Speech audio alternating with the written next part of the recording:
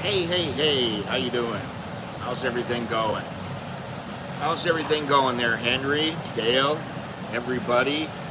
Sawadee Cup, Sawadee Tong Chow. I'll give you my best little Y there. Today we're going to be talking about moolah, money, and how many people think that Thailand only wants your money, which may or may not be correct, but we're going to talk about that. But we're going to go over, there are a couple of news stories I want to go over real quick. Right now, the dollar 35.22 to the baht. I don't know what's going on, man. I wish it would head north and get towards 36, but it's just not. The air quality, 38, which is very good. 86 degrees, high of 94, low of 81. Feel like temperature is 89 and only 72% humidity. Oh, good here. Coming to Thailand next week. First time back in 5 years. Take my money, ladies. Well, that's a good thing. It's good you're coming back. Thailand needs the tourists, and that's something we're going to talk about a little more. Where is it here? If I can find it. Yes. So they've got all these figures out. I don't know what the deal is with it, but Thailand sees tourism surge with 17 million more visitors in 2024. Revenue hits 200 billion baht. And I'm not going to say too much about this, but the other day I did the video about 50 million tourists, and we were talking about marketing, the marketing of Thailand, and it says here, the Thai government spokesperson, his name is Chai Wacharong, and he's the one who gave the update, but he highlighted the success of the Ignite Thailand campaign, which has played a crucial role in boosting the economy and revitalizing the tourism sector. I have not even heard of Ignite Thailand, I'll be honest. Haven't heard of it. And I look over the news every single day, even just in passing I look over it. I haven't heard of it. Never heard of it. Don't even know what it is. The only thing that I know about is Amazing Thailand. That's it. That is their best marketing campaign, and they still use amazing with everything. They're constantly using amazing. Okay, so yeah, uptick, blah, blah, blah. Let's see here. The visa-free policies, okay, that might help. It might also help that instead of a lot of Westerners coming here, they have the Chinese, the Indians, the Russians,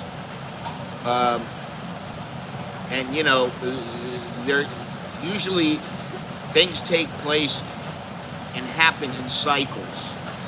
So maybe the Americans or the British or the Australians will come for a number of years, and then what will happen is more and more, say, Indians will start coming in and less Americans will come in. But as I was saying the other day, I think it has to do with the rising airfares that a lot of Americans are not coming over. What is your most utilized news channel or source daily? Daniel, you always ask me like the questions that nobody else asked me, which is I'm not complaining about it. I'm just saying you always ask questions that I don't expect, which is good. Which is the most utilized news channel? My go-to is for just to get quick updates is the Bangkok Post, and they're not perfect. They're not perfect by any means. I go to Kausod English. I go to the Pattaya News. I go to Thai Examiner. What is the other one that I use? The Thai, what is it? Not Examiner. I can't remember the name of it right now. Yeah, there's another one. And then what I do is I get updates from Gmail. I put in keywords and I get updates, and then it'll bring up articles from all over the world. It's not just from those sources. And so it might be CNN, it might be someplace in India, it might be somewhere else. And if the article is good, then I'll take a look at it and read it. Let me see something here. I'll tell you. Right now I have in Google, I have just Thailand. So when Thailand comes up and somebody is using Thailand, I got Reuters, Geopolitical Monitor, YouTube. These are Al Jazeera, ABC, Indian Punchline, Nikkei Asia, South China Morning Post, and ABC. Out of these, I got one, and that was from, I think it was ABC, but the article might be somewhere else. Let me see here. I might have got it from somewhere else. So that's just for the keyword Thailand. Then I have the keyword Pattaya. And of course, you get a lot of the Pattaya news coming up there, and they have a lot of articles about the Chinese and what's happening with them. And what is this? I have something. I can see something out of my eye, and I don't know what it is. Anyway, so that's about it. Then I have another one. It's just the keyword is like expat, and so if something comes up and it's really good about expats, then I'll take it from there and I'll use it. And then I always look through the Bangkok Post, the Thai Examiner, Calsode English, wherever, really. Phuket News even. There's no more Phuket Gazette.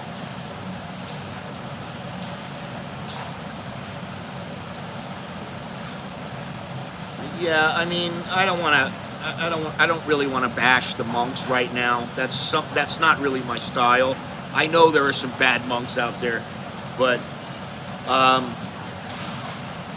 the one thing I wanted to talk about is, okay, we talked about, it says here, looking ahead, Chai expressed confidence that various tourism initiatives would make 2025 a golden year for Thailand's tourism industry. I hope so, for their sake. But the other thing that I was talking about the other day was if there are like 50 million people come in here, tourists come in here, they're not ready for that right now. They need more, they need to lay down, some different, they need to take care of things like the infrastructure needs to grow. There's a lot of things that need to happen in order for them to be ready for that many people to come. Not only that, but the environment, which would suffer near 40 million, will suffer even more greatly with 50 million. People are going to want to go places like out in the forest and in the jungle and on the ocean, and all these places suffer when you have that many people. All right, so let me go on because I want to make the news somewhat quick here.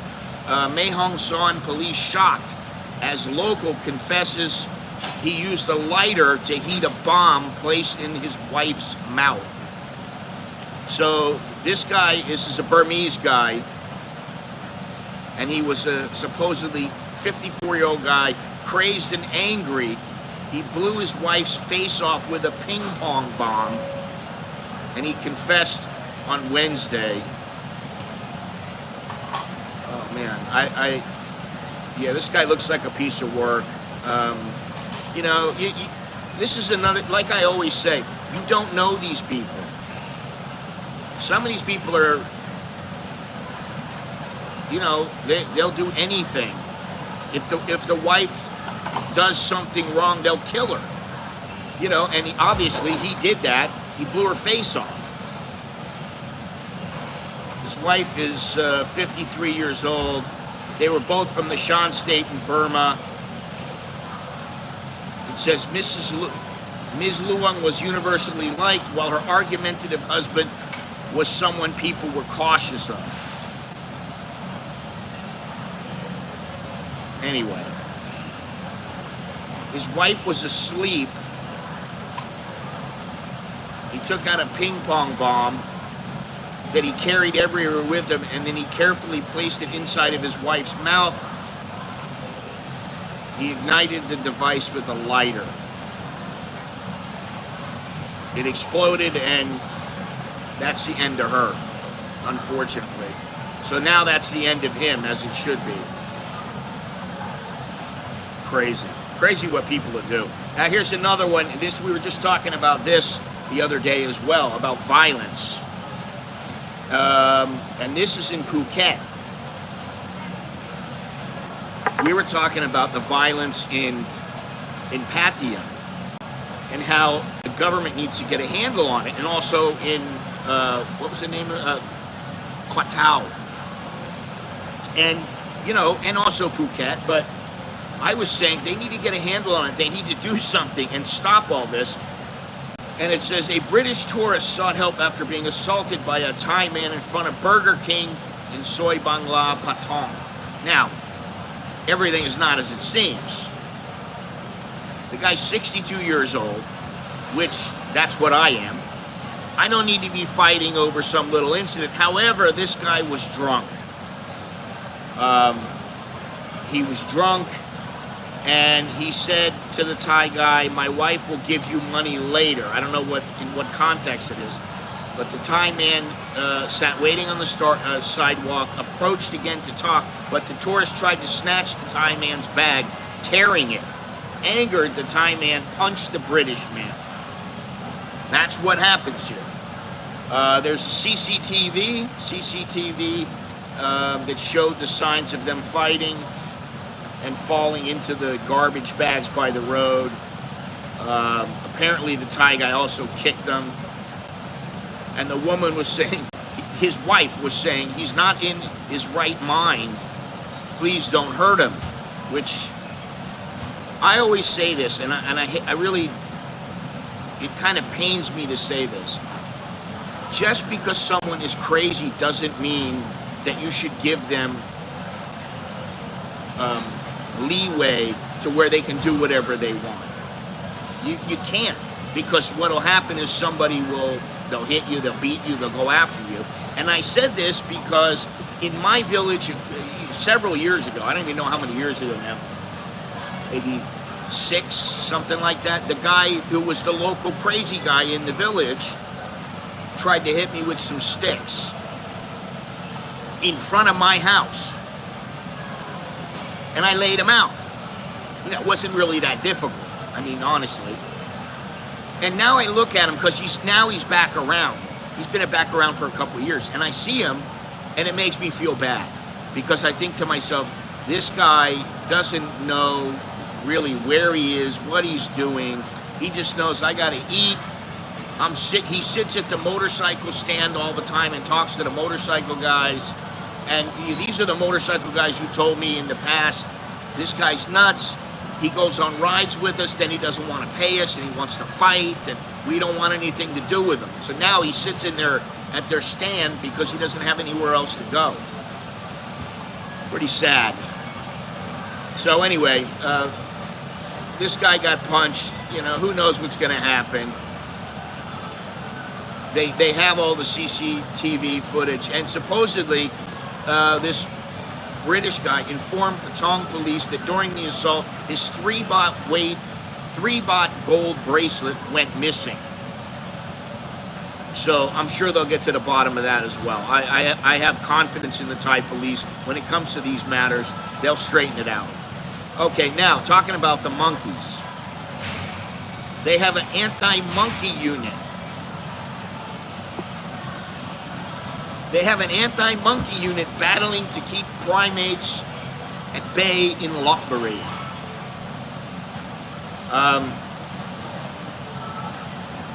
These people go out, this anti-monkey group goes out and tries to catch the monkeys or arrest the monkeys. That's what they wrote here. Apparently there are approximately 4,000 to 5,000 monkeys in the city. As we have talked about before, it says one of these anti-monkey unit personnel says, when monkeys are hungry, they snatch food from people walking around. They are getting fiercer and more aggressive, especially the ringleaders. They attack vehicles or push people. The situation is so serious that they now have an anti-monkey task force. So what they've been doing is getting slingshots, and they act like they're going to shoot them with the slingshots. And before, the monkeys were running away. Now the monkeys have gotten hip to what they're doing. They're smart, and they know, well, this guy's pulling it back. He's not going to shoot us. So they don't care anymore. So they've adjusted, and they know that there's no bullets, so they can do whatever they want. The monkeys even go into schools. One kid says a monkey stole his AirPod and bit him. It was an expensive device, and I don't have enough money to buy a new one, so I was so upset. I was very sad. The animals are out of control. They don't just steal. Sometimes they attack students, and if they steal, it's not just food, but like keychains or my classmate's iPad and her Apple Pencil, which are so expensive. She said the monkeys have also taken to swimming in the school's pool. They swim in here, they pee in here, they poop in here. Anything that's so gross is all in there, so it's not for humans anymore. It's not for students, it's for them. So now this, I mean, it sounds funny, and it's kind of funny, but it's not. The school director has said, don't stare in the monkey's eyes, don't feed the monkeys, don't walk alone, walk in a group. The worst incident is getting bitten. Some monkeys jump on the students' shoulders and pull their hair. These monkeys are out of control. They got to do something. Honestly, I wouldn't mind if they went and wiped them all out. It's a cult.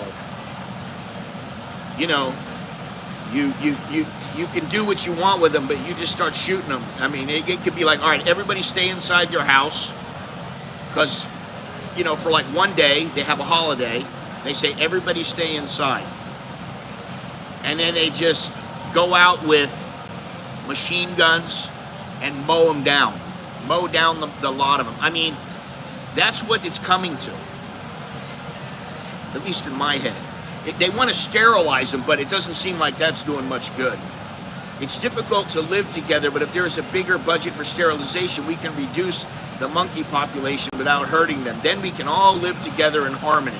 You ain't going to live together in harmony with monkeys. It's just not going to happen. They've captured 1,200 monkeys, but more arrests have been planned.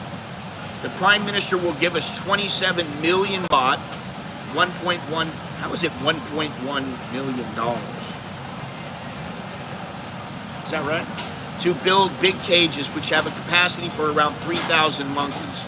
This should end the problem in Lopburi. But with no other province willing to take the animals, the mayor says it's a lot of hungry mouths to feed. I don't know, is there anybody else here who thinks you should just cull the lot of them? You know, just mow them down, kill them, trap them, do whatever you got to do. Get rid of them, because they're going to become more of a menace. You think, at first it's kind of, oh, it's so cute. Then it's, oh, that's kind of funny. And then it's like, oh, that's gross what they're doing. Oh, no, now they're everywhere. We have to worry about them. And then what's going to happen is they're going to really start, they're going to bite a lot more people. They're going to attack people. Somebody's going to get ripped apart. You know, they're going to kill dogs, stuff like that. And people are going to get pissed off. If it was me, I mean, I would get pissed off about it. It would piss me off if I'm living in that neighborhood. So that's something else to think about. The monkeys. The budget for 4,000 monkeys would be more than 20 million baht for food costs, not including medicine. That's why I'm saying kill them. Just kill the monkeys. I hate monkeys. Good morning, Andy. Good morning. He wants the Department of National Parks to do more to support the monkeys in the long term, but in the meantime, the nursery will continue to look after them. You're not supposed to feed sugary treats to the monkeys in town, and tourists can be fined for feeding them. Well, I mean, why would you go and feed them? Oh, let me feed the cute little monkey. How stupid is that? Mr. Salapcheep expects it will take a year or two to solve Lopburi's monkey problem, but he's adamant he won't get rid of the city's iconic macaques altogether. That's the problem. You think they're a symbol of the city. No, they're not. They've taken over your city. That's how I look at it. They've taken over the city, and there's nothing you can do about it. You can trap them, but you know what? They're probably screwing so fast that for every 1,000 monkeys you bring in, there's another 2,000 ready to take their place. Tourists will still be able to see Lopburi's monkeys. I won't capture them all. Well, then you're always going to have this problem. The monkeys are such violent pests that tourists have been warned to watch for attacks. Beware of the monkeys attacking your belongings or vehicles. That's pretty crazy.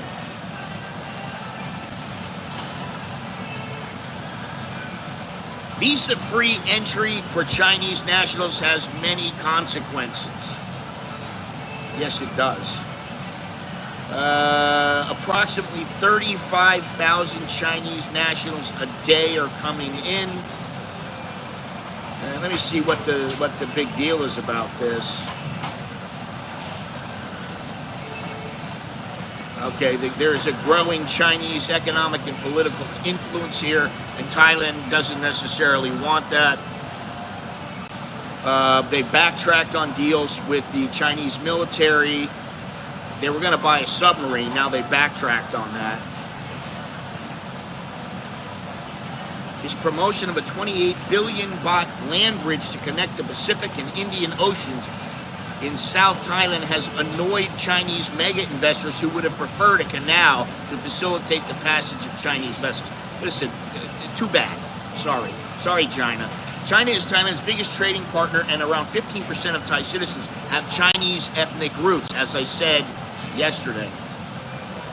As U.S. influence in Asia recedes, that of China is rapidly growing. The question for Thailand is whether she follows Sri Lanka, Laos, and Cambodia into economic and political submission to both the hard and soft power of the Beijing authorities.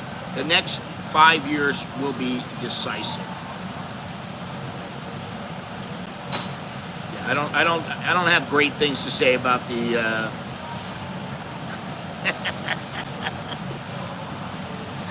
Oh God. I'm going to get a shirt that says, "Cull the monkeys." Cull Lopburi's monkeys. Kill them all. I mean, I don't like killing animals or culling animals or hurting animals, but when you look at this situation, they're not getting it under control via sterilization. That's not happening. That doesn't work. It's going to take them too long. In the meantime, the monkeys are going to be throwing poop at people. They're going to be peeing all over the place. They're going to be breaking up stuff. They're going to be stealing things. They're going to be robbing people. You know, they're going to be screwing out in the middle of the road. There's just so many things that they do. You know, if I want to look at it, Sam's emotion, I still think these monkeys need to go. That's what they need to do. Monkeys don't need to be living in mass amongst foreigners and Thais. They don't need to be living amongst human beings, at least in Lopburi. What they should do is keep 100 monkeys. And then you tag them all, you put collars on them, you do all this stuff, and then you can see in another year how many monkeys are there now. Oh, now there's 150. Okay, well, guess what? You don't want more than 200 monkeys. You got to sterilize some of these. You know, you got to make sure they're sterilized. Will also damage your car windows. Yeah. And so on. Well, they do a lot of damage. That's the thing. And then the people, it's just like, you know, oh, well, this monkey just, you know, broke the mirror in my car. Who's going to fix it? Oh, you got to fork over the money yourself. So sorry. Yeah, well, why don't you hold the monkey responsible? Where is that little critter? You know, I made a video a long time ago, and I didn't shoot the video, my wife did. It was Alex and Nicholas at a temple down in the south of Thailand. And I have been to that temple several times. Now, it's kind of a cool little temple. It's not that big, but there's a little land on it. I mean, I guess it is kind of big. The temple itself is not that big. The grounds are fairly large. And there's a huge wall of granite. You know, it's a big cliff. And they have holes in the wall where the monkeys climb, not the monkeys, the monks climb up on a ladder and sit inside of these holes, and they meditate.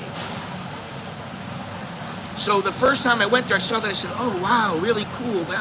So I kept walking. I went down towards the end, and there were literally hundreds of monkeys. And I'm like, what happens if you don't feed these monkeys? Because there was an old man there just throwing food around to give them food. I said, what if you don't do it? He goes, no problem, no problem. I'm like, okay. And you know, of course, I didn't trust him. I don't trust monkeys. I know what monkeys can do. A little monkey is very, very strong. You don't want to mess with him. He'll rip your arm off, you know. Didn't go in. Been there before. Some monkeys out on the street. People were crossing the street to avoid them. The word is out, man. Monkeys don't have a great reputation. Even, you know, chimpanzees, people go, oh, they're so cute. Yeah, they're cute when they're little. When they get big, they're extreme. You know, they're as strong as 5 men, 10 men, and they'll rip your face off. It's happened. You know. So they got to do something about this. It's kind of sad. It's sad that they have to, you know, okay, I don't want to see any animals killed. I don't want to see any animals, you know, hauled away or whatever, but, you know, it's us or them. Now, on a sad note, an 88-year-old Norwegian, Mr. Jan H., died following a fatal fall from the 16th floor of a high-rise condo in the Jamtien area on August 8th. Rescue workers discovered his body on the rooftop of a 3-story beer bar adjacent to the building. The fall resulted in severe injuries, and the impact left his body severely broken. Well, obviously it killed him. They had to use a crane to lift officers onto the rooftop to safely bring him down. So he went from the 16th to the 3rd floor. His wife reported he had been suffering from kidney disease and had not shown any previous signs of suicidal intent or conflict. She noted that he had been unusually quiet on the day of the incident. While she was cooking, Mr. Jan reportedly took the opportunity to leap from the 16th floor of the condo, tragically landing on the rooftop of the nearby bar. Shocked witnesses immediately contacted the authorities. The preliminary investigation indicates that Mr. Jan's deteriorating health may have contributed to the severe stress leading to his tragic decision. The body has been sent to the Police General Hospital's forensic unit for a thorough investigation to determine the exact cause of death. Another person who decided to do a header, and I think it's that, you know, that's, I don't think anybody pushed him. I don't think that he slipped. None of that stuff happened. He did it himself, and it had to do with his health. And I suspect his health was so poor, and who knows, maybe he had, who knows, I don't know, I'm just guessing. But maybe he had mounting hospital bills, and he's like, you know, I'm 88, I got no money, I've got to pay all this from just to live, to stay alive. What am I doing? And his wife might have been like, might be right, honey, don't worry, we'll take care of it, it'll be okay. You know, and he's like, And then finally one day he just snapped. He just went, you know what? I'm going to do everybody a favor and get on out of here. I think that's what he did. But if, you know, I have to say this, if you ever feel like you got to do that, then call somebody. They have hotlines and stuff like that. You need to call somebody and before you make your jump. That's a painful way and a bad way to go, if you ask me. And in another case, a woman in a Pattaya condo, a Laos woman in a Pattaya condo was found with her throat slit.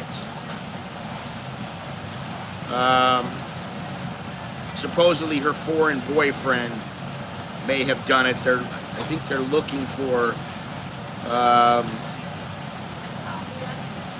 yeah, I don't see anything about that. I don't see that they caught him. But she's approximately 20 to 30 years old. They found her lying in the bathroom. She had a severe neck wound caused by a cleaver. And blood had pooled on the bathroom floor. The authorities secured the area and collected the weapon used in the incidents as evidence. Yeah, I don't see anything about them catching the guy, so that's pretty sad too. Well, if it was in his name, they're his bills. If it's a hospital bill in his name, she don't have to pay for it. So many jumpers in Thailand, locals and tourists. Yeah, way too many. And I mean, that's not the ideal way to go. I mean, you know, you're trying to make a, I hate to say this, you're trying to make a splash. You're trying to get people to notice you that I'm going, this is the way I'm going, I'm gonna jump. Once you jump, once you take the step off and you start going down, once you're away from the building, that's it, you're done. Your life is over. And maybe you die from a heart attack, maybe you die from the impact, but it's just not a good way to go, man. You know, I mean, I certainly don't want to go that way. And, you know, getting a gun is difficult here. You want to do it that way, that, you know, again, once you do it, it's over. There's nothing you can do to turn back time. So, again, if you get into that position where you want to do something like that, get some help, really. And, you know, I've had a few people that have, through the channel, who have contacted me because they had issues. And, you know, I can only do so much. Now, if you call an organization up, they may be able to, they may have more, they probably have a lot more skills than me and can help you and maybe talk you down supposedly from the ledge. I talked somebody down from the ledge who used to come in this stream. And that was like 3 times I talked him down. And nobody knows about that, or not many people know about it. But anyway, so this woman was dead. Let's see here. Now, the last article that I have here before I get on to the happy subject of money, I don't mean to go on about the news here, is, again, Pattaya wants to trade its nightlife hub reputation for a family-friendly one. Good luck. They have a delicate balancing act ahead in Pattaya. Supposedly they want people to come in who are part of the family-friendly image that they want to put out, and yet they still want the people to come in on the hush-hush that are bringing in money into the bars and things like that. And I just think they're not going to be able to do it. It's not going to happen. First of all, Pattaya has a few things. It has Kolan, you have the Sanctuary of Truth. There are some things you can do. You have plenty of restaurants. There is, you know, some beaches. They're not the nicest beaches, but okay, there's beaches. I cannot see people making this just a family-friendly place, and then they're completely forgetting about the nightlife scene. There's too many people. This has been going on for 50 years now. 50 years this has been a nightlife area. More than 50 years. So to try to change it into something completely different. I think either it's kind of like, you know, you want to get off of heroin, you don't just like wean yourself off over a year and you know, take progressively less each time. No, you go cold turkey. I think that's what they need to do. And I'm not saying that that's the right move. But I think if they want to truly do that, then what they should do is move the nightlife area away from where it is now, and everything should be right in the heart of Pattaya, Main Street, and, Walking Street and everything. They should start putting restaurants in. They should start putting, arcades, movie theaters. They should start doing that. But they don't do that. And now, you have Central Plaza or whatever they call it. There's a lot of little mini malls and malls there. I don't see them doing it. Correct me if I'm wrong. And where's Patia Bob when you need him?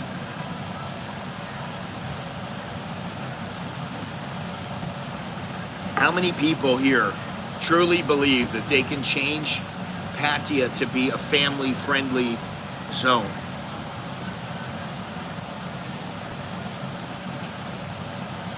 All right, see you later, Andy. Take it easy. Yeah, no chance. Exactly. Now, the only way they would have a chance is that they just went, listen, for a couple of months, we're not going to be bringing in the revenue. And we'll turn this into a family-friendly area. I just don't see that happening. I mean, they have some malls there. They have some great places to eat.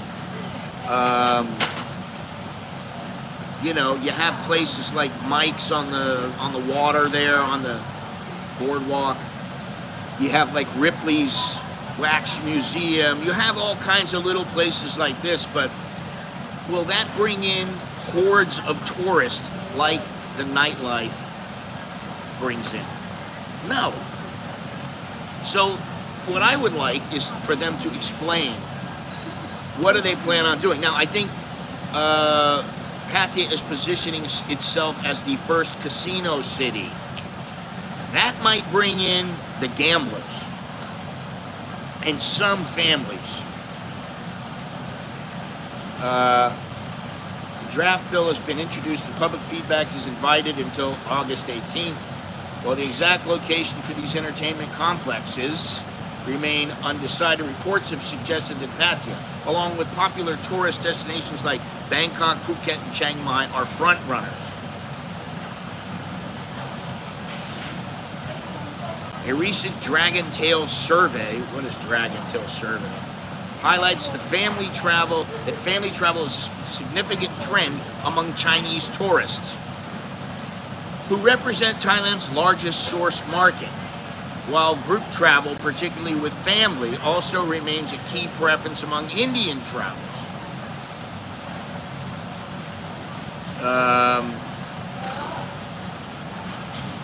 Patia has the potential to become a city of various attractions and a hub for investment as well as world-class events. Listen, you have the amazing Patia Music Festival. You have all these things. And guess what? I know that some people go there, but they also are going to the bars. Many of them are going to the bars. And let me tell you, I live here. It's only an hour and a half away to get to Patia. Now, I don't hate Patia. It's not one of my favorite places. But if you told me, oh, this band's going to play here, I don't care what band it is, I wouldn't go. I wouldn't go an hour and a half. It's really 2 hours by the time you get there. 2 hours each way, plus the time of the event. So it's all day. So you're going to have to you could probably spend the night and then go back in the morning and that, I don't think I would do it.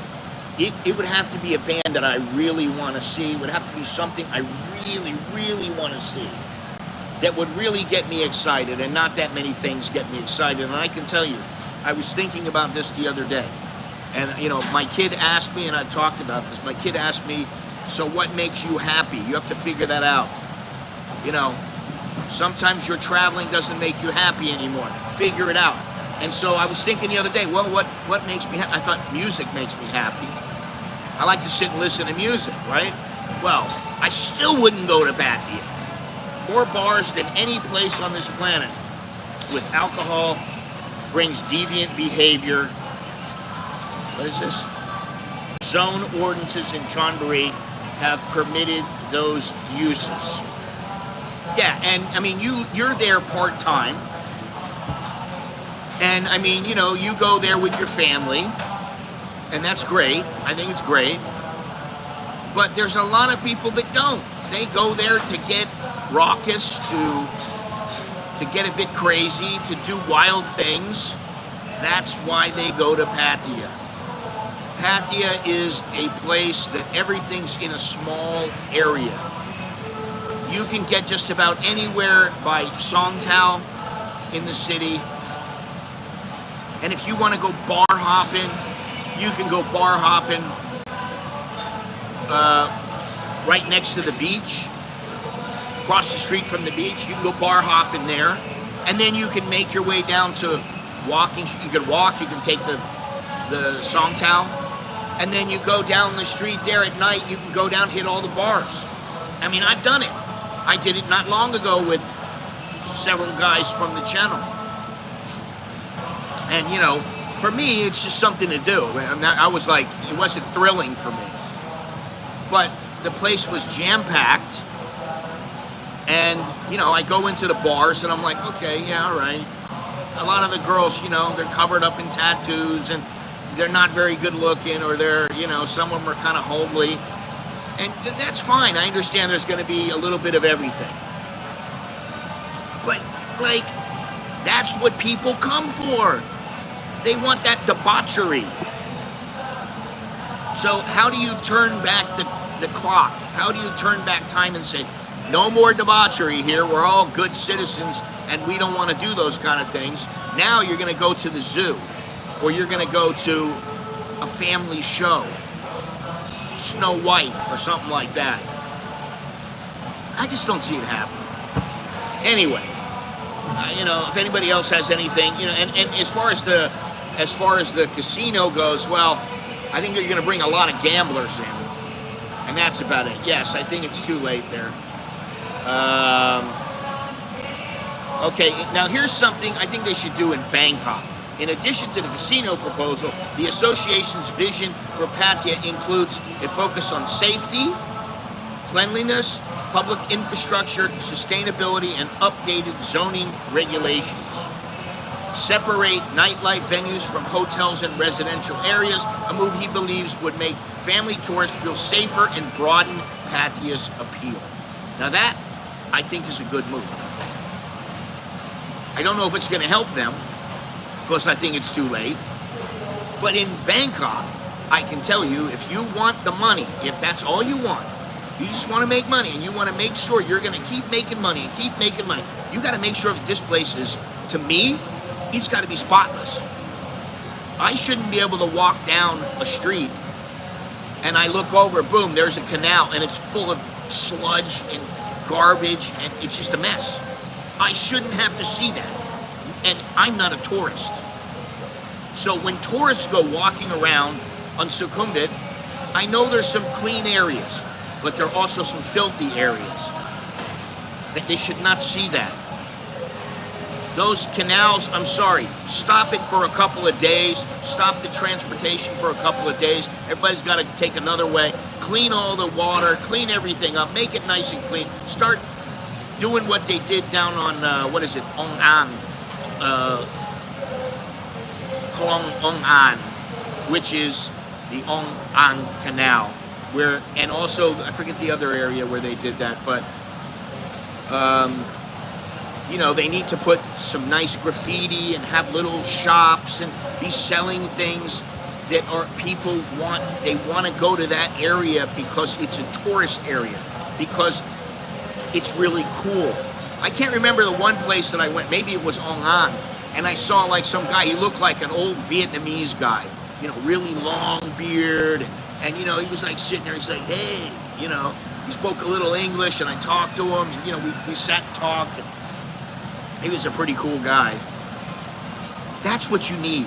You don't need to be walking around seeing filth, whether it's in Pattaya or Bangkok or Phuket. You don't need that. You don't need taxi drivers who are giving you a hard time because you want them to turn on the meter as the law requires them to do. You don't need that. Why would anybody want to travel here for that? Upcoming events in Pattaya, such as the Pattaya Marathon, Chonburi Light Show in Sriracha, amazing music festival, And the Pattaya International fireworks are all designed not just to draw crowds, but to reshape perceptions by showcasing a side of Pattaya that appeals to families and a broader audience. The city's ambitious goal is to attract 25 million visitors in total by year end, up from 23 million in 2023. Meeting this target could signal a strong endorsement of Pattaya's rebranding efforts. I don't think so. I'm sorry. Just because you have, what is it, the Pattaya Marathon there, okay, that's a step in the right direction, because that could be a big event. Chonburi Light Show, amazing music festival, okay, it's great, but it's not going to stop people from going to the bars. They need to move everything and separate everything, and then maybe they'll be able to do something like they want to do. Anyway, that's really all I have to talk about there. It's like making Las Vegas a dry city, no drink. Exactly. You know, it's just not going to happen. And, you know, I hear this all the time. I hear, oh, we're going to do away with the sex industry and all this kind of stuff. And I don't believe that. I just don't. All right, so now let's get to it here. I know I've been taking my sweet time here. The sentiment that Thailand only wants your money reflects a growing concern among some foreigners and expats that the country prioritizes their financial gain from the tourist and foreign residents without necessarily providing adequate care, respect, or value in return. This perspective can stem from various experiences, including inconsistent treatment. I'm sorry, I gotta say that's true. Dual pricing. Sorry, gotta say it's true again. Although some places I don't have to pay a foreigner price, but most places I do. Visa complications and a sense of being viewed primarily as a financial resource rather than a valued visitor. And, you know, as is often said here, they want your money, but they don't want you. And this is the growing discontent among foreigners here. And there is not necessarily enough of interest in the people that are coming here bringing the money. There's not enough interest in the individual. And then, you know, there's this idea, I've heard this from the day that I moved here. It would be best if the foreigners just flew over the country, dropped their money, and didn't bother landing. They just dropped their bags of money. Here you go. We came to Thailand. Here you go. I've heard that since I moved here. That's what some people believe. Now, I didn't say that when I first came here. I don't necessarily believe that. Or they want your money and they don't want you. I don't believe that 100%. Of course not. Some maybe, but definitely not the majority. But it further underscores this feeling of being valued only for your financial contributions without reciprocal appreciation or a welcoming demeanor. And, you know, this is how a lot of foreigners feel, and a lot of foreigners have already left, not only because of the visa issues, the visa rules being changed, even though I don't think they're that bad, but also because they feel like the mentality of Thai people has changed. Which, to me, I would say, in tourist industries, in tourist areas, I think that, yeah, it's changed.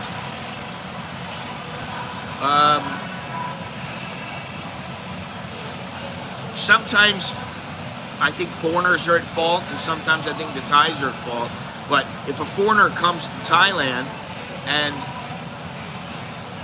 he doesn't know the ropes, so to speak, which most tourists, most visitors for the first time, second time, don't really know, and they say the wrong thing, they gotta wonder, is this Thai gonna hit me with a crowbar? What's gonna happen? If I take the wrong taxi, if I don't take the taxi that's sitting at my hotel and I walk out to the street, is there going to be a big encounter between the taxi driver and the Grab driver, between myself? Nobody wants to worry about this stuff. So you got to think about that. Now, dual pricing is one of the most criticized practices in Thailand. Where foreigners are charged 5-10 times more than locals for entry into national parks, museums, and some attractions. And if they're asking for taxes from the expats who live here, first of all, they should get a card that says, I'm an expat. That expat gets the exact same price as the Thais because they're paying taxes. And that's how they can, at least you're getting something for your money. I haven't heard them say anything about, all the expats who are going to be paying taxes in 2025, they're going to be treated exactly like the Thais, even though they won't be. They're going to receive favorable treatment. They're going to be able to enter into a place and pay 10 baht instead of having to pay 50. I haven't heard anything about this. Nothing. Why?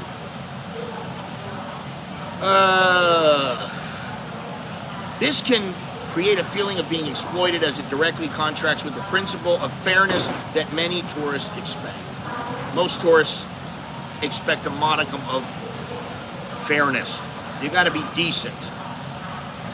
Thailand has a complex visa system that can be frustrating for long-term foreign residents. Frequent changes in visa requirements, the need for regular visa runs, and the introduction of more stringent financial requirements for retirement visas have led some to feel that the system is designed to extract more money from foreigners rather than provide a welcoming environment. Now, I don't believe that's true.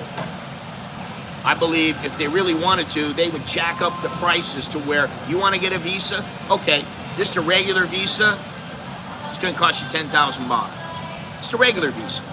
I'm talking about, like a 1 month visa. If you got to pay for your visa, 10,000 baht. Some countries do that. A lot of places in Africa, a lot of countries in Africa, they charge top dollar to get into their country. And you're like going, why? Why does it cost me $250 or $300 to get into this country? And this country has very little money. Or it has money, but it's all being directed back into the government and the people don't see any of it. All right, tourism dependency. Thailand's economy is heavily dependent on tourism, which can lead to a transactional relationship between locals and tourists. You are just an ATM. That's how some foreigners feel. In popular tourist destinations, this can manifest in a focus for short-term profit, sometimes at the expense of genuine cultural exchange or long-term relationship building. I would say the majority of Thai people, while they enjoy a cultural exchange with some foreigners, and I'm talking about, usually it's the smarter Thais, or Thais who, they're not out for the money. It doesn't have to be, you don't have to be smarter. It could be, somebody from who's selling fruit or something like that. They just, they just enjoy the conversation and learning about a different country. And I think that's important, but I think there are a lot of people here, they're just too busy in their life and they're like, I don't want to have to deal with this,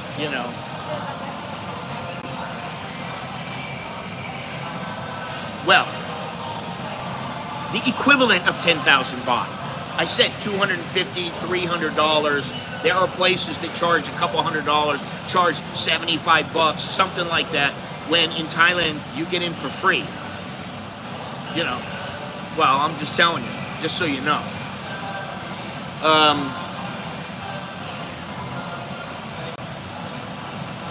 So that's something else. I mean, it's just, you are, in many cases, you are an ATM. Now, let me see here.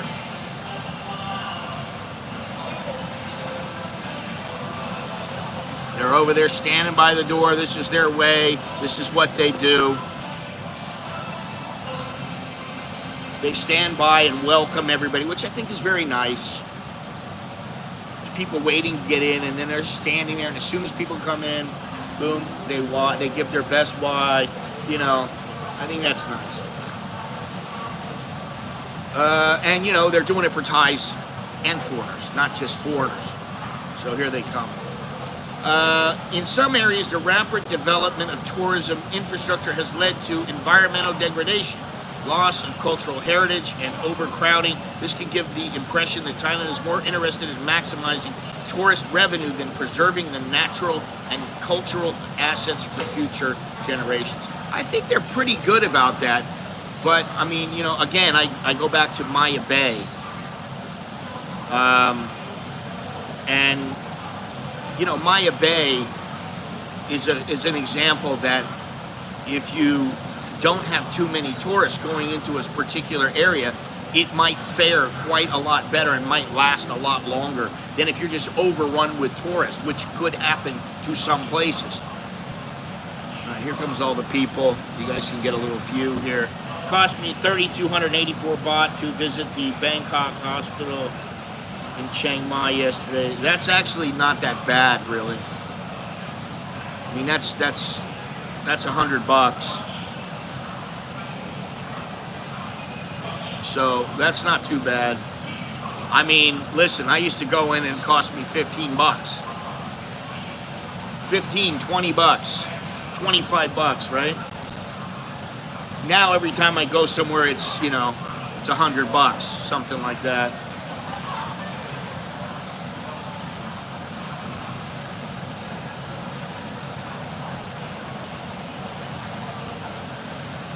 Now, you know, is Thailand more interested in maximizing tourist revenue? Well, you always hear about it. It's what they're thinking about. They view you as a commodity, and I understand there's a propensity to do that. But, you know, when you're dealing with the foreigners, and I think some places do a good job where they make the foreigner feel like they're getting a great experience. It's going to be a good value. I mean, listen, you go on the boats on the Chao Phraya River. And what does it cost you? 20 baht, 30 baht? I don't remember how much it cost, but it's not much. And you know, that'll take you all the way up the river. You know, it's fantastic. I spent 30,000 for one night at Bangkok Pattaya for food poisoning and emergency care, IV and private room. Insurance, that's what I would say. Get that insurance. Use the insurance.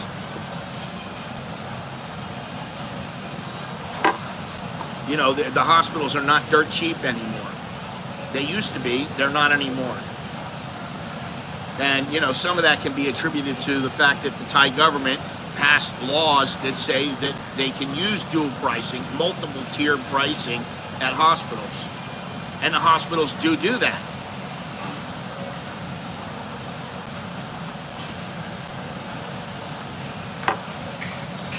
All right, listen, do me a favor, please. Do me a big favor, smash the like button, subscribe if you have not done so already, hit the notification bell, that would be good. Look down below.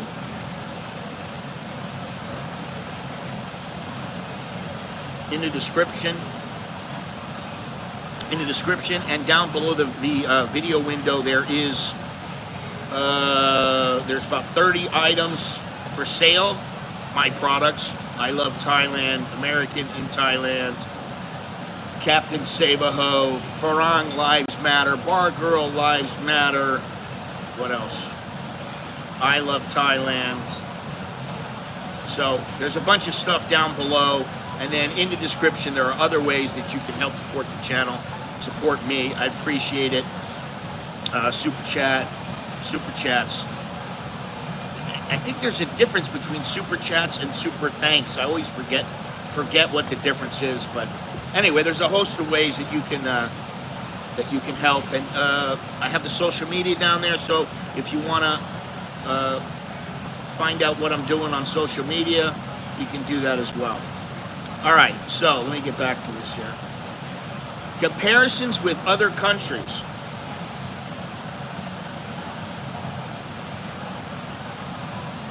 Yeah, I'm here on a retirement visa. I've been here on many different kinds of visas.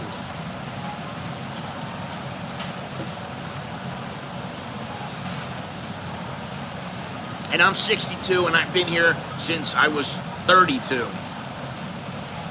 Well, actually, I think it's 33 is when I think I was here 33. It was 1 month. But thank you for subscribing. I appreciate it.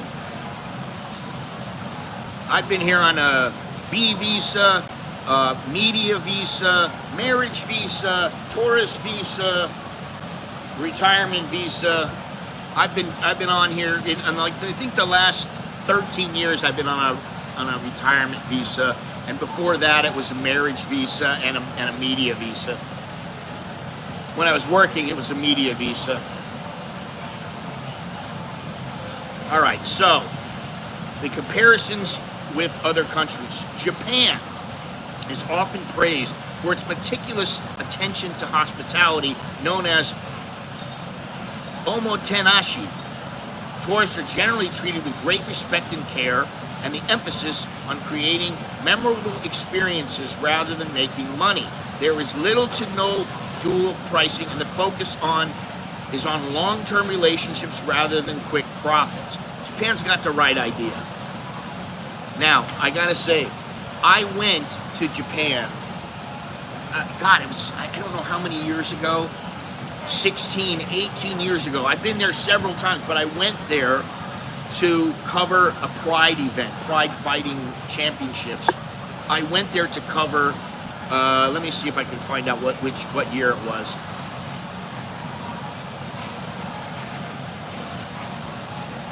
Maybe I can. Oof. 20 years ago, sorry. 2004. I went there. And, you know, I had a laptop. It was, you know, I mean, 20 years ago, you might know what to expect in a laptop 20 years old. So, you know, I had this laptop. It wasn't the greatest, but, you know, it was what I used, and that was what I, you know, and I had my cameras, and I had everything, and I was ready to go. As soon as I got there, there was a problem with my laptop. My laptop stopped working. And I'm like, son of a bitch, what am I gonna do? Oh my God. And phones were not the same. Imagine, 20 years ago, I don't think I had a phone. You know, or maybe I did and it was a piece of junk. I don't know, but 20 years ago, I don't remember what I had. But I mean, I've had like, you know, iPhone 3, I've had iPhone 4. And so what happened was, I told somebody at the hotel, and this was a business hotel. It wasn't a fantastic hotel, but it wasn't a bad hotel. I was paying like $80, $100 a night. And I tell the guy downstairs, I said, you know, I got a problem with my computer. Is there somewhere I can take it? And the guy goes, 1 minute, sir. He comes back, he's holding the computer, a laptop. You can use our laptop. He went upstairs with me. He set everything up. You know, I was able to connect to the internet. He's like, you can use this while you're here. I was like, now that, to me, was great service. Not to mention the fantastic toilets that Japan has. But to me, that was great service. I mean, it was like, okay, here you go. And I was like, wow, this is awesome. You know, and so when they say that Japan focuses on providing service and creating relationships, believe me, if I wanted to find that business hotel, I could find the business hotel that I stayed at, because I keep records of everything. And, you know, we were going to go to Japan this year. We're not sure yet, but I could find that place, and I would probably stay there just because of the service they gave me when I went there that time. The service was so good. And I mean, you know, I went, there were always little things on the bed. There was like little chocolates on the bed, and there was, you know, all kinds of, you know, if you want food, we got this special today, and it was great. Number 2, Singapore. Singapore, while also a highly commercialized destination, yeah, to me it's highly commercialized, is known for its efficiency and high standards of service. Again, I've been to Singapore, and I've stayed in Singapore a handful of times. I mean, probably 10 times. And I stayed for a period of, I don't know, it was about 3 months, off and on, but I stayed one time for almost a month in the Conrad Hotel. Great, really nice hotel. And what I remember is, well, to me, Singapore is somewhat sterile.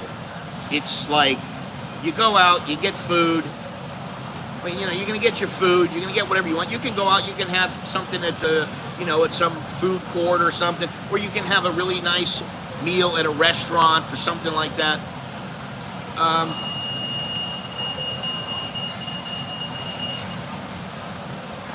But to me, it was just a little bit too sterile because it was about shopping. And I wasn't there to handle shopping. I didn't really, I wasn't too into it. And I didn't have a lot to do. I was like, what am I going to do? Oh, I'm going to go buy these pants. I'm going to go buy that. No, I was like, I don't want to go do this. So there's only so much stuff I could do. I was in the hotel room quite a lot. I was trying to figure things out for what we could do. And I would say the service there is very good, but to me, there's just not that much stuff to do. Now, they have the casino there now.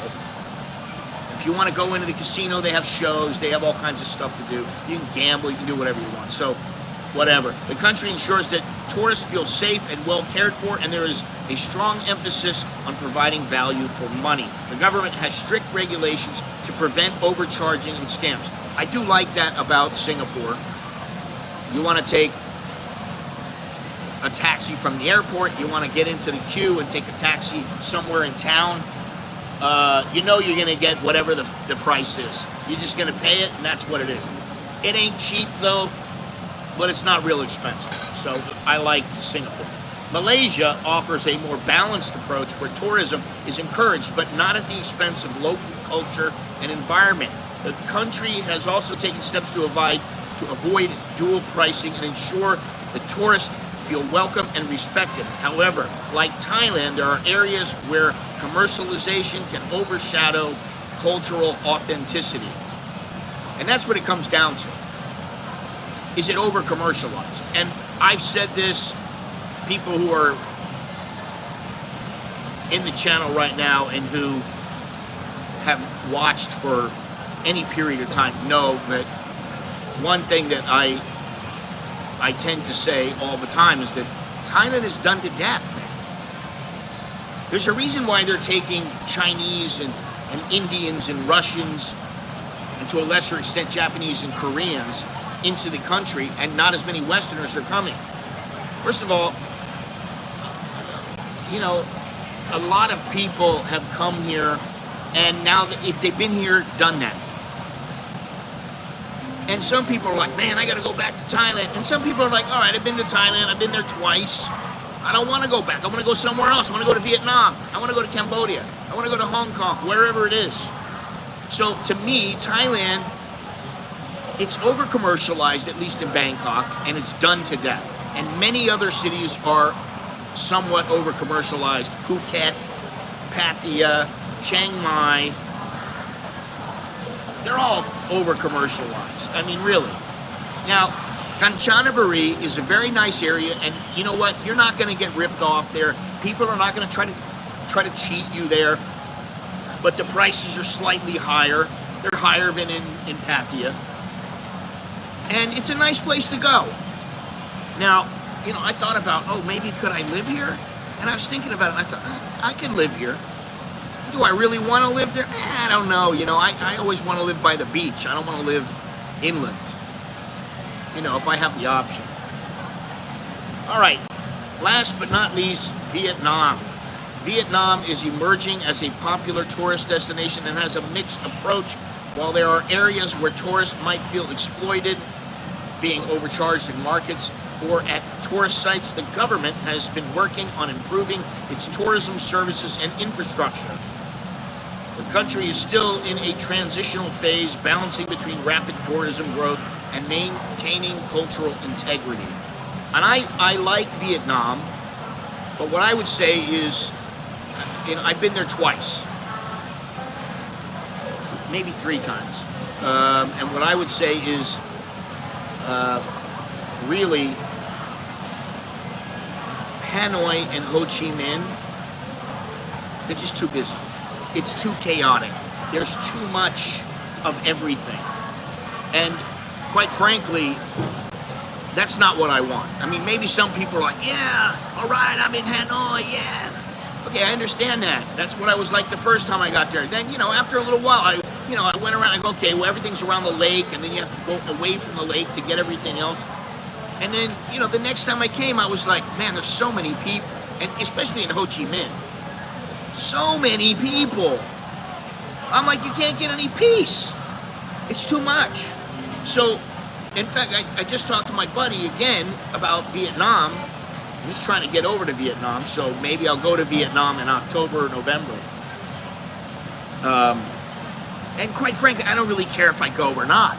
It doesn't matter to me. I've been there. I've been to several cities besides Hanoi and Ho Chi Minh. And I think I would go to Da Nang. And okay, great. I'm going to a different city. I'll be there for, at least 4 or 5 days.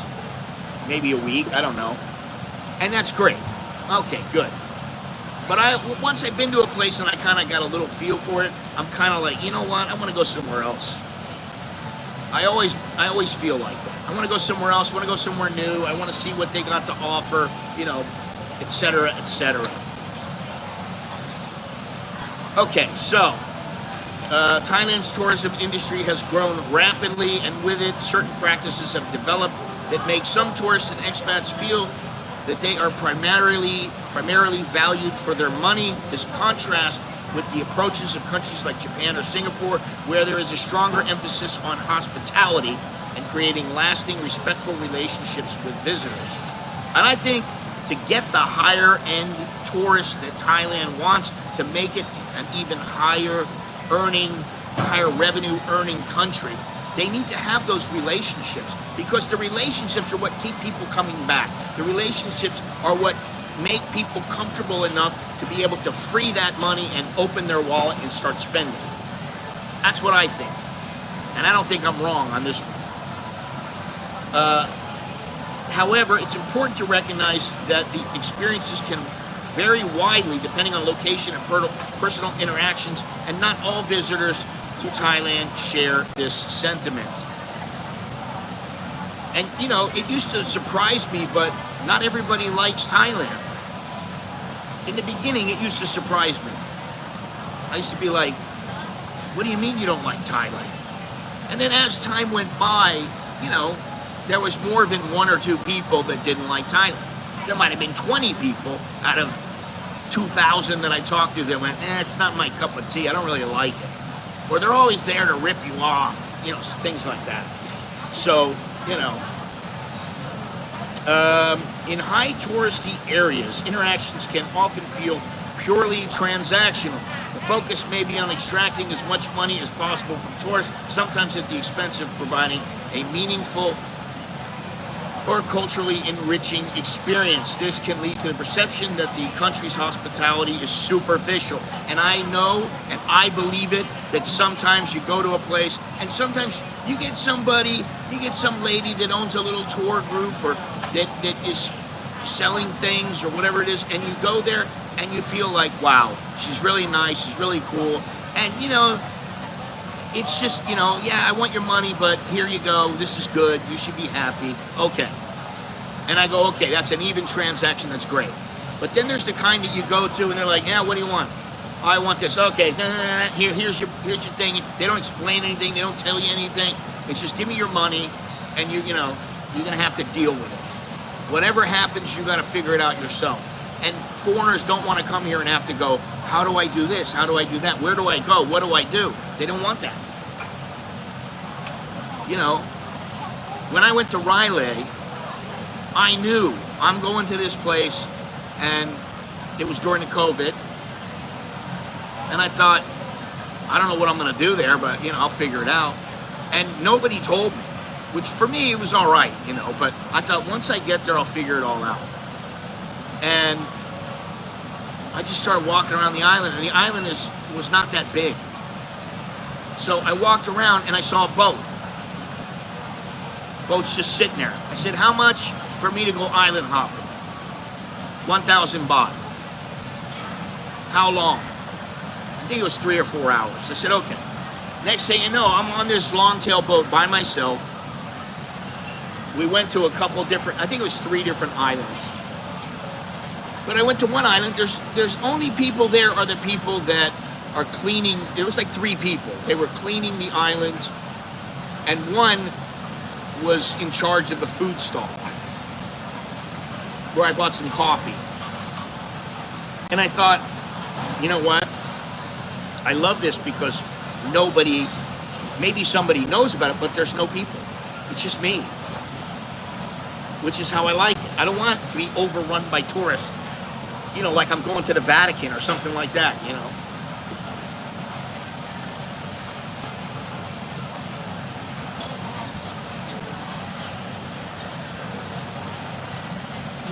Let's see here.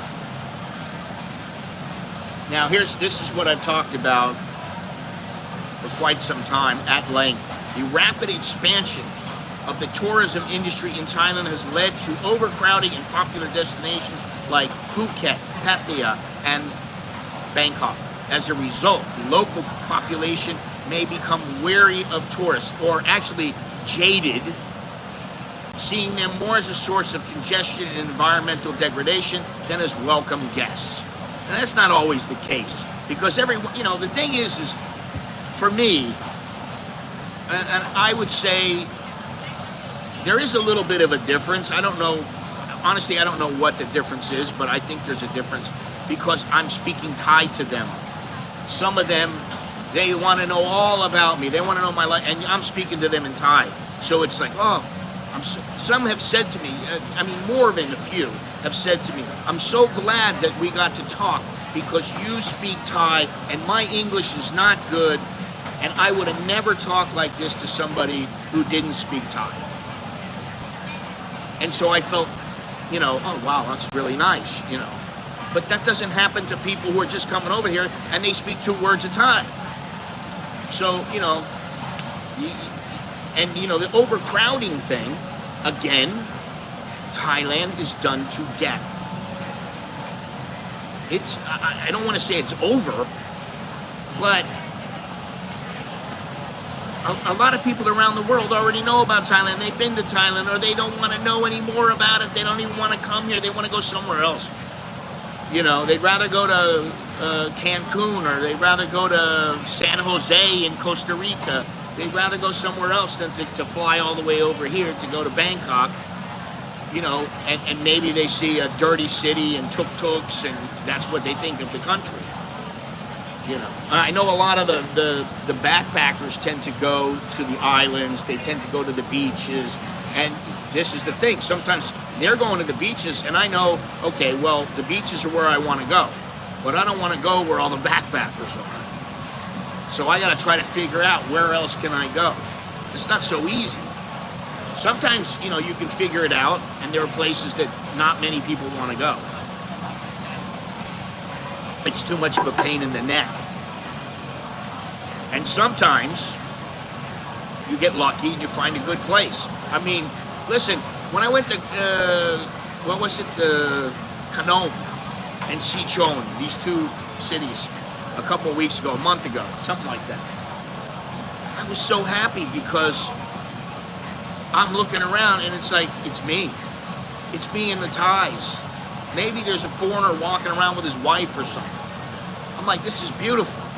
This is how it should be. I don't want it to be overcrowded. I don't want to go to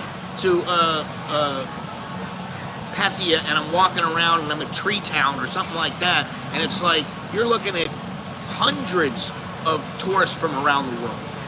That's, you know, for me, that was, I understand people wanting to go there, but like after a while, I'm like, let's go somewhere else. All right, there is often a cultural gap between Thai locals and foreigners, especially in areas less frequented by tourists. Yes, indeed. This gap can sometimes result in misunderstandings or a lack of warmth in interactions, reinforcing the feeling that tourists are primarily seen as cash cows rather than as people to be engaged with meaningfully. Now, I don't know about that, because every time I've gone to out into the country, the people tend to be extremely nice. Now, I don't really have a problem being understood because I can communicate with them. But I remember when I first got here and I didn't speak much Thai, or I didn't speak any Thai, where anytime I was dealing with Thais, I always had to worry about having that problem with communication. And maybe we were miscommunicating, and it was like this person's kind of getting angry at me, or I'm getting angry with them, or we're just kind of flustered because we can't seem to figure out what we're trying to say to each other. And that can happen as well. The stringent visa policies and difficulties foreigners sometimes face when dealing with Thai bureaucracy can add to the sense that they are not genuinely welcome, but merely tolerated as long as they bring financial benefits. And when it comes to the visas, I don't know about having an elite visa. Maybe in the future I'll get an elite visa. I don't know. But I can tell you that the visa or visas and, you know, stays of extension and things like that, that's where I would say you start feeling like a number. You're just a number. You're just an ATM. They want your money, and that's it. And, you know, that's kind of to be expected. I mean, even with the U.S. immigration, you know, they're dealing with masses of, you know, huge numbers of immigrants and people that want to come over.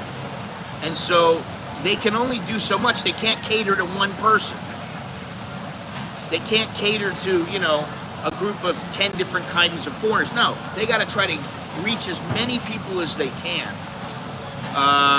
and do it as quickly as they can. And sometimes this might lead you to think that you are being treated less than fair, or they only want your money and that kind of thing.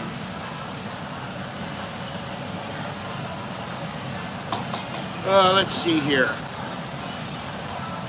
For expatriates and long-term residents, the sentiment about only wanting your money can create a sense of alienation, making it difficult to feel fully integrated or accepted in Thai society. It can also affect how foreigners perceive their relationship with the country, potentially leading to a more transactional or cautious approach to their interactions.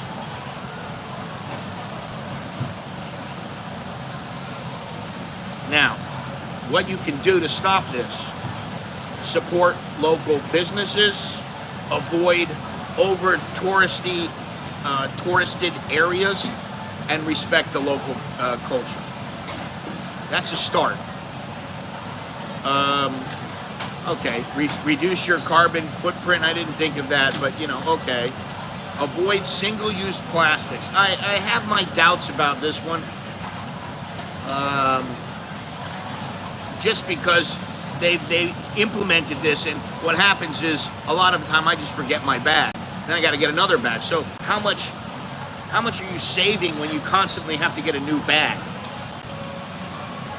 Participate in conservation activities. Engage in activities to support environmental conservation, such as beach cleanups or visits to ethical wildlife sanctuaries. Be patient and respectful. Okay, you should always do that. Avoid bargaining aggressively. While bargaining is common in Thailand, being overly aggressive can be seen as disrespectful. Aim for a fair price that respects the vendor's livelihood. Listen, I've seen guys, it's, you know, the product is maybe 50 baht. And they're like, 10 baht, dai mai? Can you get it to me for 10 baht? And the Thai is like, no, I can't. I'll give it to you for 40 and that's it. Oh, how about 20? You know, that's just crazy. And you need to know, I mean, if it's not that much money and you're getting a discount anyway, I mean, most of the time, you don't need to bargain that hard to save 20 baht. Now, you know, if it's 3,000 baht, you're like, oh, that's too high. How about 1,500? Oh, no, cannot. I give you for 2,500. Oh, so expensive. Oh, what can you do for me? Anything better than that? Maybe 1,008? Oh no. I tell you what, for you, special price today, 2,400. How about 2,000? Oh no, cannot. Well, what can you give me? 2,350, 2,300 sold. Whoa. You know. Okay, I understand that kind of bargaining. I don't understand bargaining when you're dealing with 50 baht or 20 baht or whatever it is. It's just, it's unnecessary. Okay. Educate fellow travelers. This is another way to help. Share your positive experiences and insights with other travelers, encouraging them to approach their trip with a similar mindset. Listen, you don't always have to have a similar mindset, but what I would say is you need to be respectful. You need to think about how much money you're talking about, and you need to understand something. Thais are not living off of 5,000 baht a month anymore. The average Thai is not living off that. The average Thai might be making $1,000 a month now. So sometimes they're working in a profession that they're earning a lot more money. They might be earning $3,000, $4,000 a month, $10,000 a month. So you have to think about that and think, like, okay, if I'm going to give them a tip, I'm going to give them 5 baht. Well, what's that going to do? I mean, you might as well just give them nothing. All right, let me see. Is there anything else I forgot here? Anything else I got to think about here?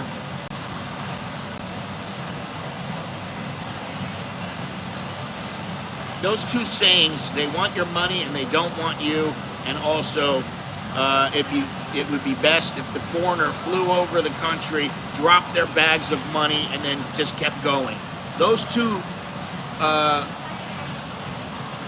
sentimentalities have been around since I first came here, and I still hear that every once in a while. I don't hear the one about flying over the country that much anymore, but I hear they want your money and they don't want you. And I don't really think that's true. Honestly, I don't think that they all think you're a walking ATM. And the bottom line is you are the one who can say no. You can just say, no, I don't like it. I don't want it. It's not worth the money. Whatever you want to say. But you're the one who decides. It's your money. So you can say whatever you want to them. I mean, be respectful. But you can say whatever you want to them, and it's the ball's in your court. That's how it is. Anyway. Anybody have anything else? Anybody want to say anything about this? This is a sentimentality that some foreigners, they believe that every Thai is out to snatch as much money as they can from you. That's what their job is. Oh, they're going to get, I understand with taxis and, that's kind of, some taxis, that's how they are.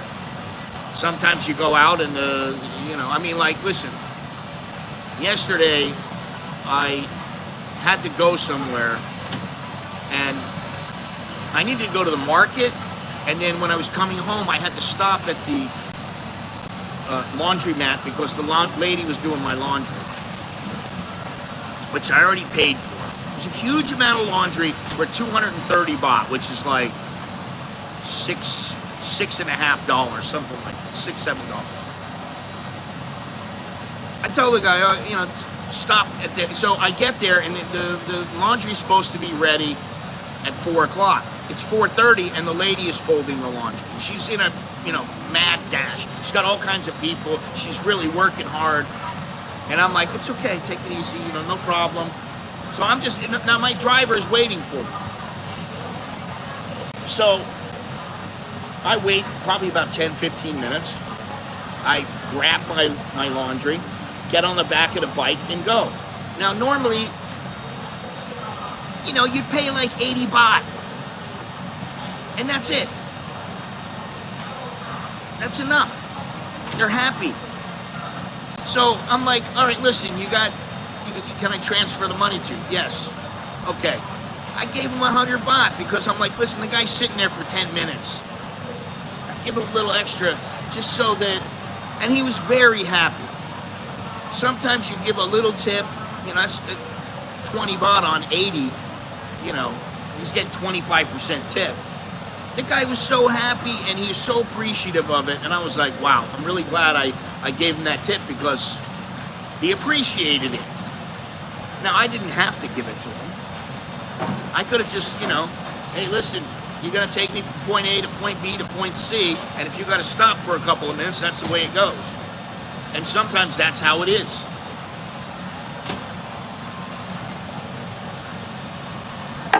Anyway, I'll say it again. Please smash the like button. Click the like button. Subscribe. Hit the notification bell.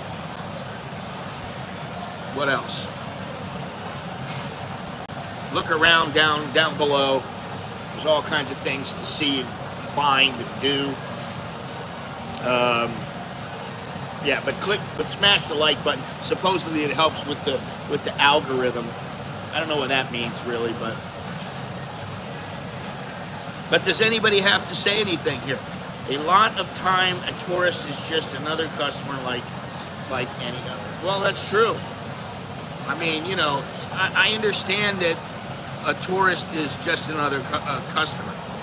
What I don't understand is that if you go to a place and you want to get something, and maybe it's, hey, I want to go for a little package. It's 4 days, 3 nights in Chiang Mai, and I'm really, I want a nice hotel, and I really want to do this.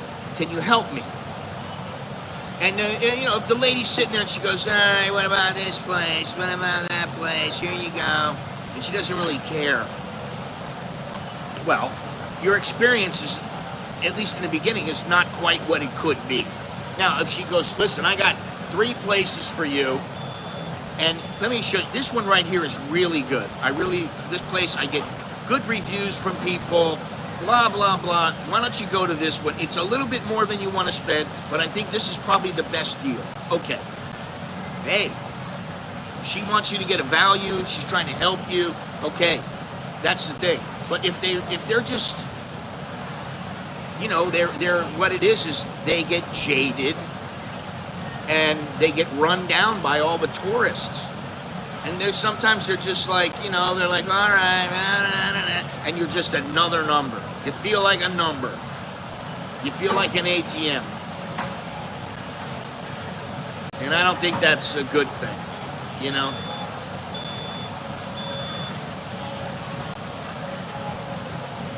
All right, let's see if I got anything else here. 30 people watching. How many people talking? Not many. Maybe I'm doing all the talking. I'm the one who's been doing all the talking today.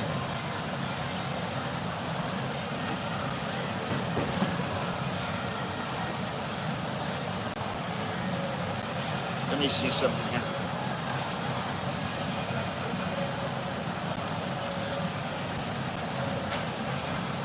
Let's see here. The number one thing to remember about visiting Thailand, what is the number one thing? The number one thing is to respect the local culture and customs.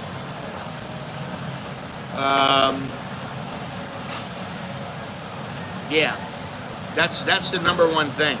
You need to try to understand that, it is what it is. The customs and things here are what they are, and despite what you may think, this is Thailand. This ain't America. This ain't Australia. This ain't Great Britain.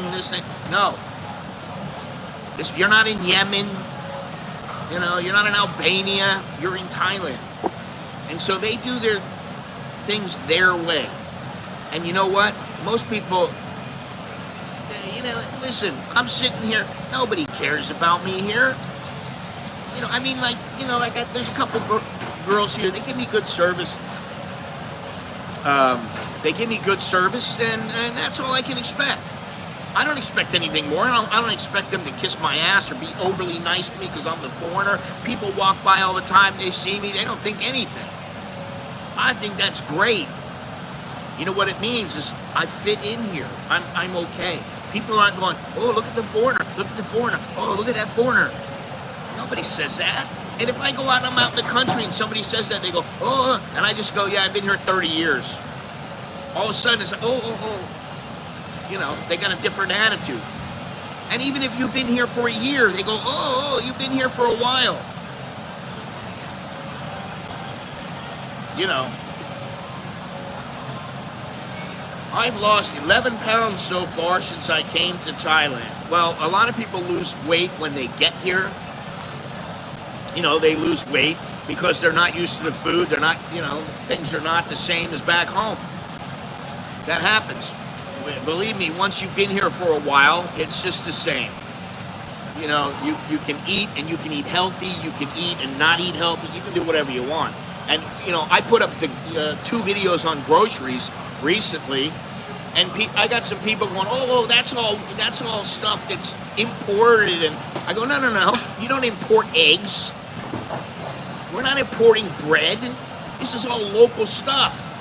You know, oh, thank you very much. Thank you, I appreciate that. Let's celebrate their 5th super on a live stream. Wow, I didn't know that. Thank you. Choke D to you. I appreciate that. Let's see here. Yes, you need something to share if you have money borrowed, used all along. Thumbs up, carnivore. You would probably kick out at most coffee shops here for streaming for hours over here. Well, you know, that's another. If I had to buy another coffee, if I had to buy 2 coffees, I would. 2, 3 coffees. I would buy the coffees. You know. I mean, you know, most of the time I buy at least 1 or 2. And, you know, nobody ever bothers me. My wife told me about one place that's down the street from our house where she went in. She was there for an hour and she was talking to a customer and she got off the phone and they go, are you going to buy anything else? And she was like, well, no, not really, because I'm drinking my, you know, I haven't finished my coffee and I really don't want another coffee. And they go, well, then, you know, when you're done, can you leave? And she was like, I'll never go back to the place. And neither would I. Why go back? You don't need that, you know? I mean, I'm not always in a great mood. I'm not always, you know, Mr. Happy. Sometimes I'm grouchy. But even if I am, you know, I try to just either be quiet or say what I have to say and be polite and not be nasty. You don't need to get grouchy. You don't need to get pissy with people, and, you know, you don't need that. You just, you know, if they don't want you there, okay, see you later. Thank you, bye-bye. And you never go back. That's how you talk. You talk with your money.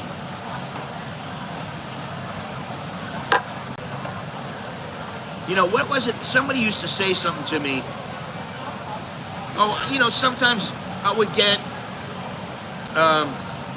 somebody like in a bar or something. This is a long time ago.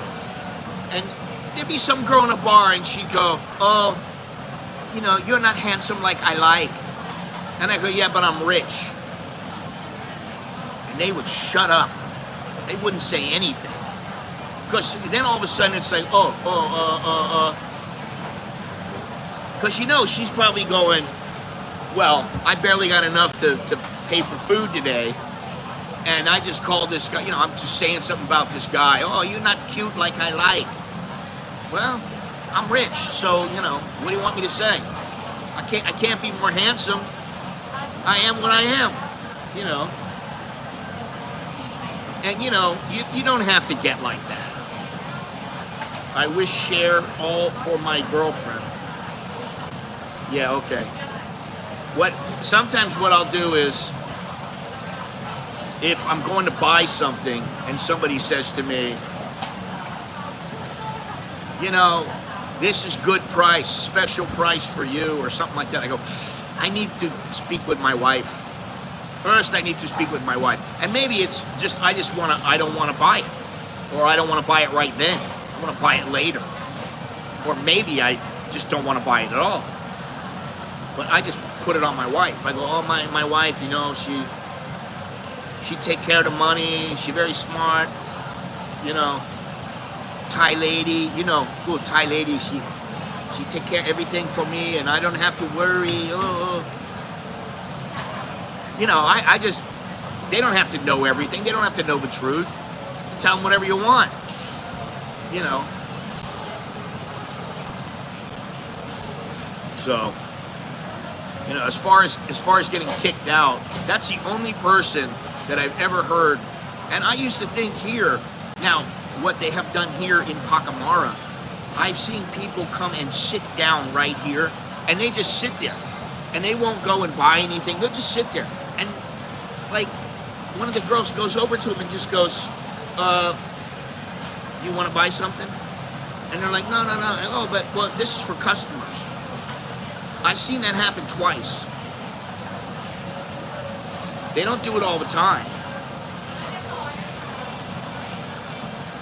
but they do it sometimes. And you know what? I don't have a problem with that at all. You know? And usually they know that what I usually do here is I usually buy a drink and a water, or I'll buy, you know, a little like a croissant or something like that. I try not to buy too many of those now. And then a coffee or something. But I'll buy something. I always do. They know that. I mean, I got platinum. What is it? I got a platinum level here. I've got like 3 free drinks here in the last 2 months, and I'll have another free drink. I may have it now. I don't know. So, but if I want a free drink, I just come here. All right, here I got plenty of points.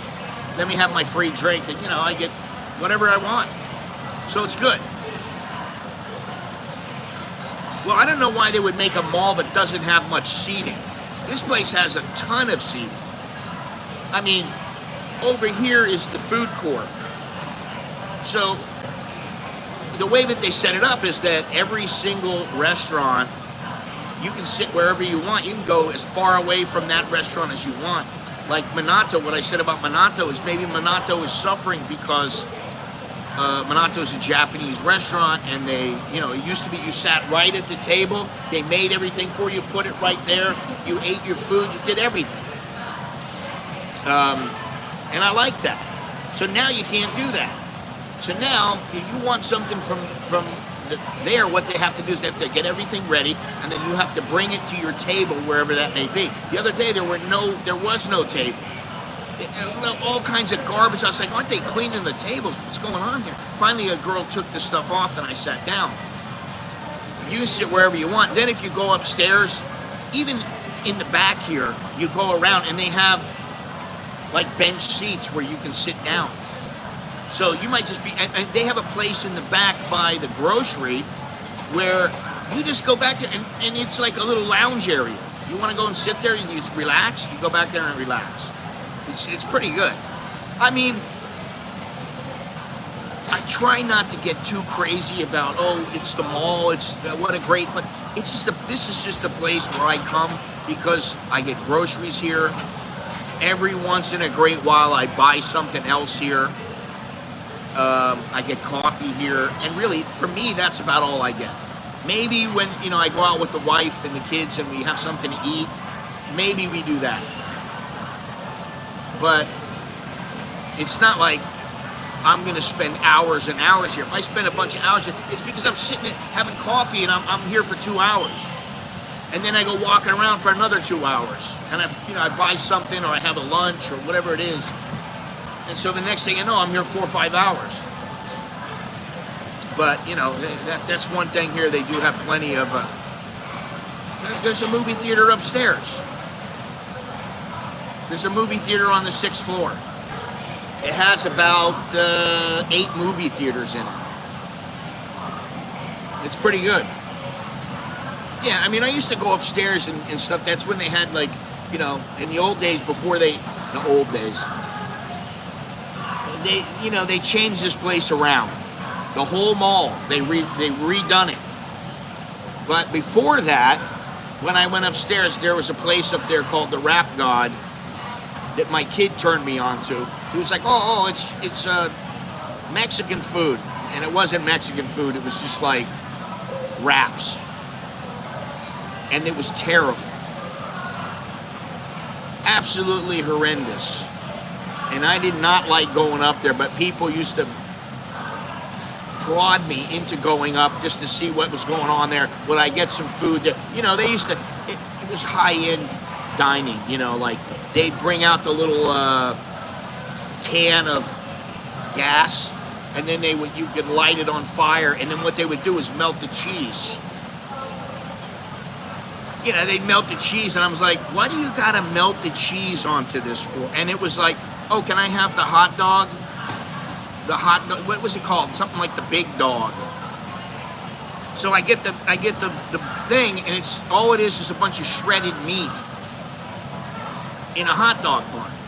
And I was like, no, we gotta move on from this. And actually, 2/4 Korean and I, we were down by, I think it was down by the Oriental Hotel, and we were walking, and we just walked right by a rap god. And he's like, maybe we should go in here. And it wasn't open. It was like, you know, we needed to wait like another hour before it opened. And I was like, no, we don't want to go here. This place is horrible, man. It was so bad. It was not my favorite place. But I used to go upstairs sometimes, and they used to have like, now they have a lot of different food places, you know, like restaurants. They have a lot of restaurants up there. Down here, these are more like, kind of like, you know, like a street vendor kind of place. Which is all right, you know, it's okay. But these are not as cheap as, say, across the street. Like if I wanted to get something here, it might cost me 100, 120 baht. I go across the street, it costs me 50 or 60 baht. And actually, Andy went with me across the street, and for like 200 baht, we got like 3 meals. So that's like, what, $6? We got 3 meals. It was a pretty good deal. The mall has everything. This mall doesn't have everything, but it's got a fair amount of products. I mean, there are some clothes that I could buy. There are a few things here. You know, they got shoes and stuff like that. I got my Asics here. You know, they have some things here. You know, they got AIS here. So when I wanted to change, I had a SIM card, and I said I want, what do they call the SIM card? The eSIM. I said, I want an eSIM. Can you change it over? Yes, sir. In like 2 minutes, they changed it over. I was like, fantastic. So, while this mall to me is very utilitarian,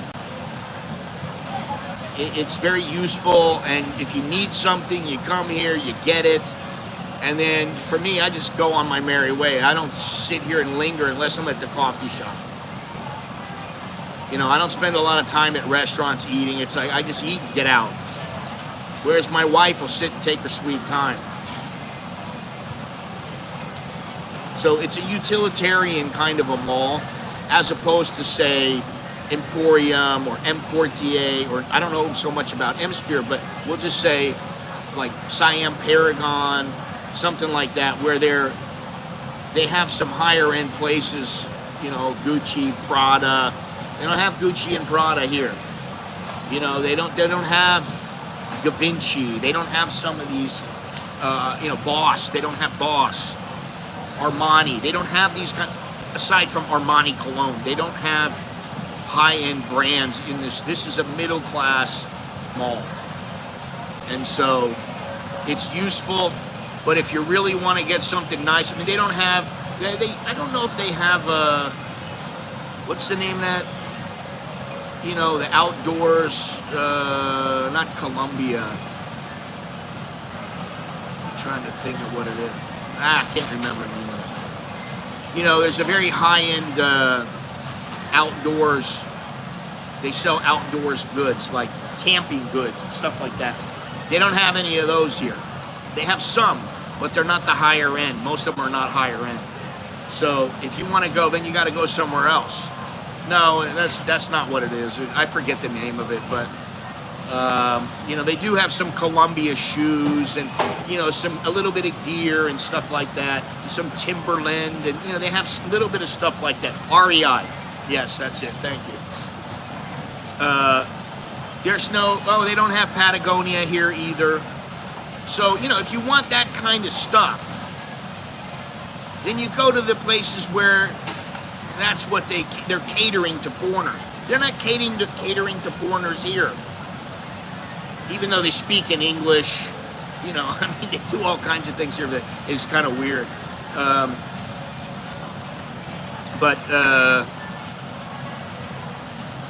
You know, this place caters to Thais and Burmese and to a lesser extent foreigners. And you know, when I was coming in, I noticed that one of the signs they have is not only in Thai, and it's not in Thai and Chinese, it's in Thai and Burmese. And I was like, I guess maybe I need to brush up on my Burmese here, because there's a lot more Burmese now than, and I've said this for probably a good year now, there's a lot more Burmese here, and I have looked into going to Burma, like, you know, like in another month or two. And it doesn't look very good, to be honest. I wanted to go to Lashio, which Lashio is where it's up on the border of China. And the train is not working in Myanmar. They've just stopped the train. The only train that is in use is the Circle train in Yangon. And then everything else they don't run. So in other words, you have no way to get around. The only way to get around is if you have somebody drive you. And then what they have is they have checkpoints along the way. So you're not going to get through the checkpoints. If I was there and they go, oh, let me see your passport. Okay. Oh, you're an American? Sorry, you need a permit to go there. I don't have the permit. Sorry, turn around. You got to go back. So, you know, and I just spoke with Nanda, who is my friend in Myanmar, and he also said, you know, you could come to Yangon, and that's about it. But you're not going to get out of Yangon. You try to go somewhere else, they're going to stop you. So it's not worth it. That's why I stick to here. For right now, I'm sticking home and, you know, staying close to home. And I'll figure out somewhere pretty soon. But, you know, that's the way it goes. Anyway, thank you very much for joining me. I appreciate it. Thank you there, Simulacron. Thank you. And thank you everybody else just for joining in and being part of the stream. I appreciate it. And I do think I'm going to stream tomorrow. And then after that, I'll probably go back to my regular schedule. But, you know, like I didn't have much to do today, but I do have some things to do in the middle of the week. I got some things going on with Nicholas and Alex, and so I'll be a little bit busy, but probably I will probably stream tomorrow. So, you know, if you're not doing anything and you want to watch, I should be here. But until then, that's all I have. If anybody has anything else to say, speak now or forever hold your peace. Yeah. So thank you once again. Now this place is getting packed really quickly. A lot of people coming in here now. Anyway, thank you once again. I appreciate it. And all I got to say is choke the Leo Jerk and my. Okay, thank you, Mike Apple. Thank you very much. Appreciate it. And yeah, I'll talk to you then. All right? Take care. Be good. Try to be good.